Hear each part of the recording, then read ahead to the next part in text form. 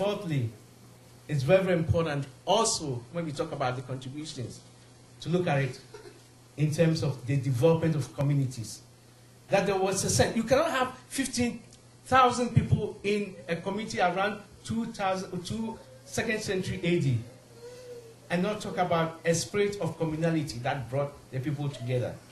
That Africans were not just dispersed, that Africans were in a community, and the community was fortified, the community was defended, the community was enriched by our achievements that made the people proud that they belong to a community, and we cannot lose sight of that.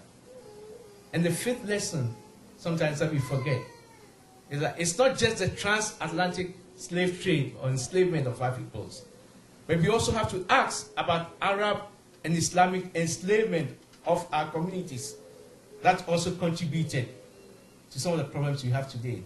It's obvious that we cannot compare the transatlantic slave trade to the Arab invasion of, say, Ghana by the Berbers and the Almoravids. You cannot compare that in terms of the brutality of transatlantic slave trade. But we also have to recognize that that was part of our history, that we cannot talk about enslavement without looking at the comprehensive dimensions of our history in that context. And then we come to post-contact West Africa. What are some of the lessons? And here I want to focus more on the knowledge, the size of knowledge that sometimes we forget. The first I want to point out is the African solidarity. African solidarity. Those of you who know, you know that in African community, and this goes way, way back, that we have these lineages and clans where people believe that they descended from a particular male or a particular female. Sometimes they cannot point exactly to who this person is, but it's a belief system that worked in these communities. So you belong to the clan, and you have responsibilities to the clan. You belong to a community. You're not just an individual, you belong to a community. And this was part of our post-contact West African social relations. There was also the age-set groups, which were not based on kinship. It was all based on, for example, when we look at, say, whether it was in Nigeria or in Ghana, a group of youth who were born within a particular age period, say let's say about, say, just to give you an example, 1960 to 1964, that 4-year age group would be seen as belonging to a cohort. And they would be taught about the values, the culture, and the traditions of their people. That was how knowledge was passed on to. So education was not just simply in terms of individual learning, but the community learning that took place in those sites. Then the second, in terms of the social knowledge that we need to talk about, is what I call traditions of mutuality. Mutuality. And here, sometimes when we talk about the traditions of mutuality, we see it in terms of whether they were credit associations. Today, some of us talk about the Susu. These things go way, way back in our people, where they talk about self-help. Self-help. So whether it's the Susu in Ghana, a Susu in Yoruba, among the Yoruba in Nigeria, also in Mali. So these notions, these self-loaning associations that help communities, people who are going through hardships in their lives, we have a piece of knowledge to work with. So when we talk about the so-called disintegration of our families, we have to go back and see how our families were held together in times of hardship in these moments, and what can we learn from that. Then, of course, the notion of collective responsibility. Collective responsibility. And this is where, when hardships happen in communities, for example, it was the responsibility of everyone to make sure that they help the individual address that. A good example of it is those of you who have visited some of these West African countries will notice, for example, when there's a funeral, when there's a death in the community, there's the expectation that everybody in the community would make a donation, contribute to help the individual alleviate their hardships. So again, today we ask, where has that gone to? That spirit of communality, where has it gone to? And then the question of the relationship between the individual and the community. You know, sometimes there's a misreading that Africans are always about community. No, Africa is also about individual, but also about community. But the difference in our way of thinking is that the individual does not make sense unless she or he was linked to the community that they were part of. In other words, the individual was important, but the individual was important insofar as they could identify with the community. And this is why, for example, we talk about the distinction between the competitive individual and the cooperative individual. We have the competitive individual who's afraid of everybody else. They think everybody is after them.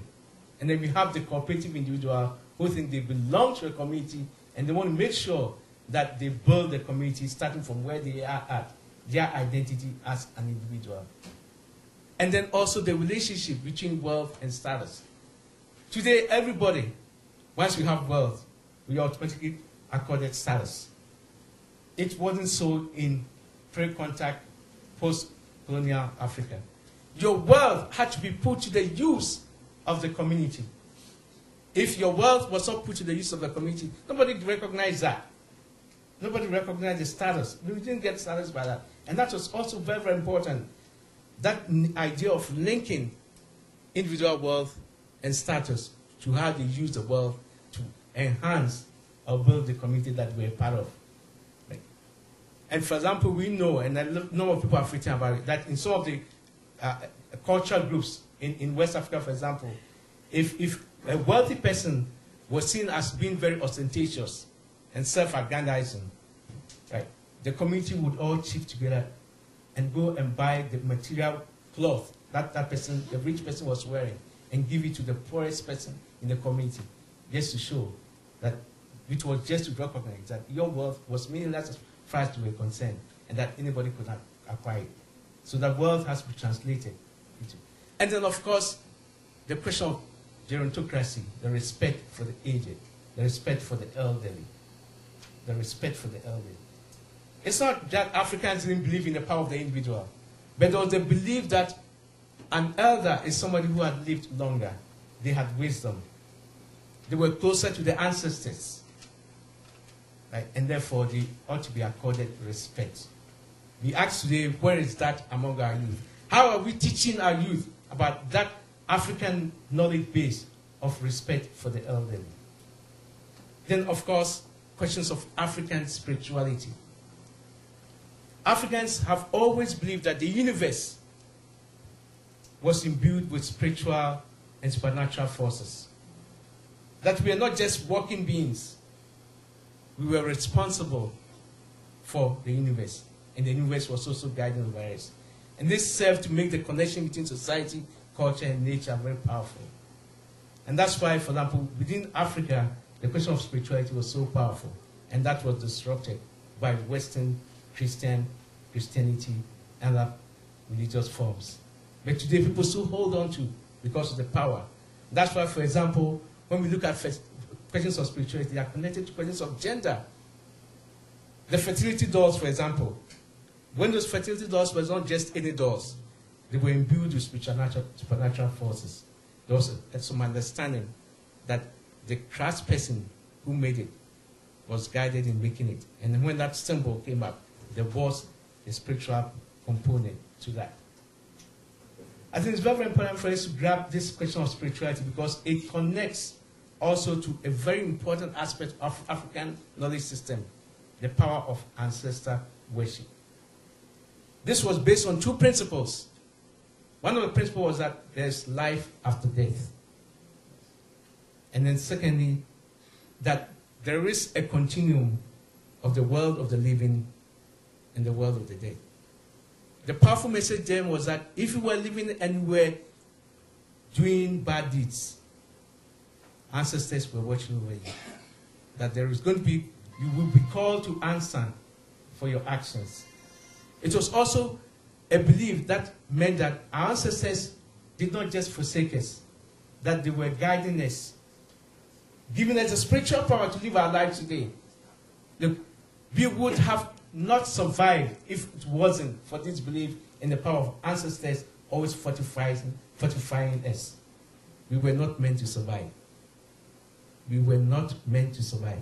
But the power of the ancestors, the knowledge base, that ancestors were guiding over us, and that were protecting us, and that they will protect and reward good deeds as opposed to bad deeds, was so powerful.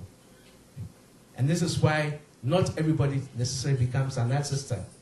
And this is why not everybody necessarily becomes an elder. Elder is not just simply conveyed onto you because you are elderly. The eldership was also connected to your activities while you were living and how it benefited the community. And lastly, sometimes something that I have always written about in terms of issues around gender. The African sense of motherhood, African sense of the family, the heterosexual family, the African sense of marriage cannot be understood through Eurocentric lens. It is true that within African communities, there were sites of disempowerment for women, for ethnic minorities and religious minorities. We all know that. And that is part of every community. But to use Eurocentric lens to interrogate the African conception of the family, the African conception of marriage, becomes very, very problematic. A specific example, for example, is in terms of the whole issue about motherhood, questions of motherhood. Right? Motherhood is seen in terms of, for example, issues about how people hold communities together. How people hold communities together. That we cannot talk about gender and conceptions around motherhood without linking notions about community, responsibility, and the creation of family with that understandings. And so it's become very, very problematic, for example, those of us who engage in very Eurocentric interpretations of African cultures and traditions through Eurocentric lens. We need to be very careful about it because there is a knowledge base, and this is what I call the African indigenous ontology that has been interrogated in order to understand. Where am I going for this? The point I'm trying to drive home is that we look at the school system and the education that our kids are getting at the moment. We have to ask, what products are we getting from the schools as far as our kids are concerned? We are talking about the production of students who have no sense of responsibility to their community. That they believe that everything that they have acquired was through their own individual effort and sacrifice. They have no sense of the sacrifice and the resistance, the history that our peoples have gone through, and how they develop a sense of responsibility and obligation to our communities. And this is why, as African peoples, it's very, very important for us to revision a form of education that speaks to some of the knowledge systems, the ideas that Patrick was talking about our cultural knowledge base, our cultural resource base, in order to produce learners who are not just going to think about themselves, but are going to think about the future of our communities. It's very important to remember at all times as African people that the lesson of African Liberation Month is that our history has been a history of struggle and resistance. We create history. History is not there for the taking. Our forefathers, our foremothers created that history. And we should ask ourselves, what history are we going to create for ourselves in the future generation? Thank you.